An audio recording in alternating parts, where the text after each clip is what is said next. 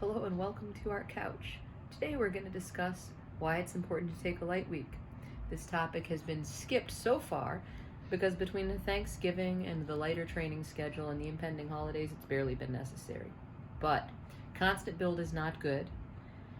Either once a month or maybe every fifth week, depending on how you're feeling, which I'm not running with you, so I don't see when you start to gimp at the end of runs and you get up on Monday morning and walk down the stairs funny because you're too tired, then can't do your intervals right because you're actually too beat up because each weekend you've been building. I don't see that. You see that. There are people who actually do a long week and then a short week and then a long week. I digress. So about every fourth or fifth week, you need to dial things back.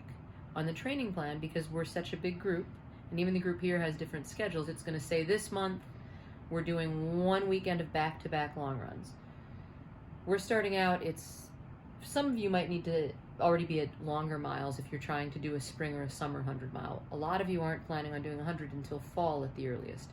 So doing, say, 2 hours or 2.5 hours on Saturday, followed by 3.5 to 4 on Sunday.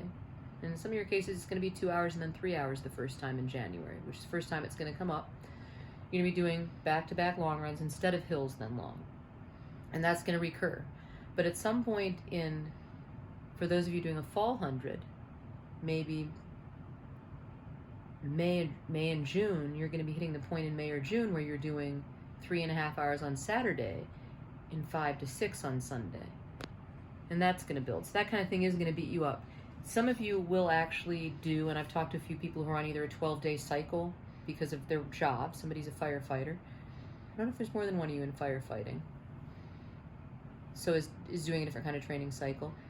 And some of you just don't have time. Some of you have kids on alternating weekends. So you're doing a very intense week, the very big volume weekend, and then the next weekend you've got the kids and you don't do much, and then the next weekend. To alternate like that is also fine. You can build that way. If you can't figure out how to structure that based on what I'm printing, what's getting printed on the page, go ahead and message or ask the question publicly depending on how you want to approach it. But you can't alternate like that. You can alternate weeks. When you do that, you build faster. So where I might build for 3 weeks with somebody who can steadily run for 3 or 4 weeks in a row, I'm going to say, okay, now you're going to slowly build your long run. So if you're at 3:30 now for long run, then next week you're going to do 3:40, and then 3:50, and then a 4-hour long run, and then you're going to take a light week. If you're a person who does alternating weeks, you might do 3:30 now, and then skip a week, and then do 3:50, and then skip a week, and then do 4:10. You're going to be skipping over things because you're getting more recovery between, and so it's safer to do. You got to come up a little slower when you are getting less recovery between. And no matter what, though, you don't get stronger. Think of it this way. You don't get stronger while you're running. You actually get weaker while you're running. You get stronger when you go home and eat some food and go to sleep, and your muscles repair in your sleep.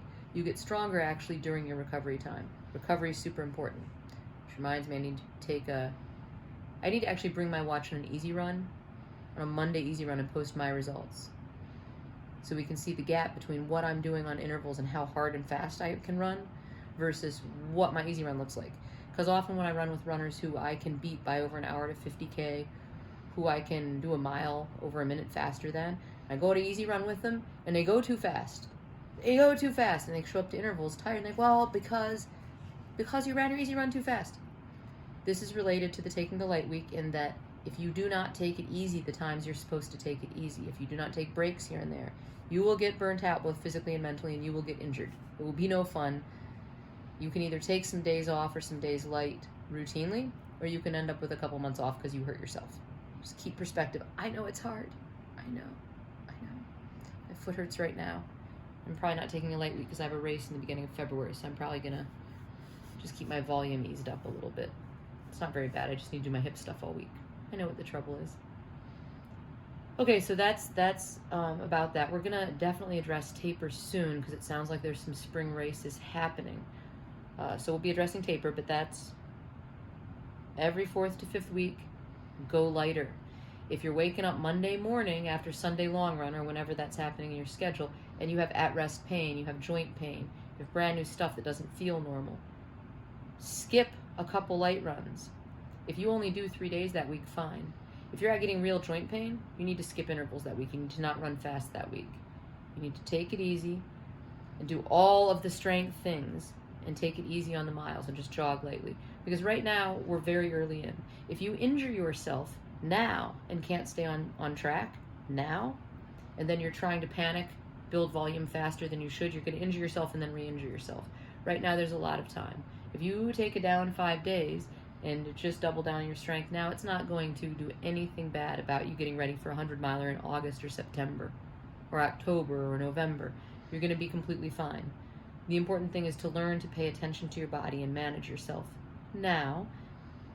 So rest weeks. I'm going to try to post it as more of a written schedule for people that like written content, but this is super, super important. I definitely underdo them sometimes. Usually, though, I run like 5 to 700s a year, and usually a couple other distance races, so it's rare that I go more than 6 weeks in a row without having a taper. I'm right now on my longest race gap of the year, I think. So usually I get my breaks that way.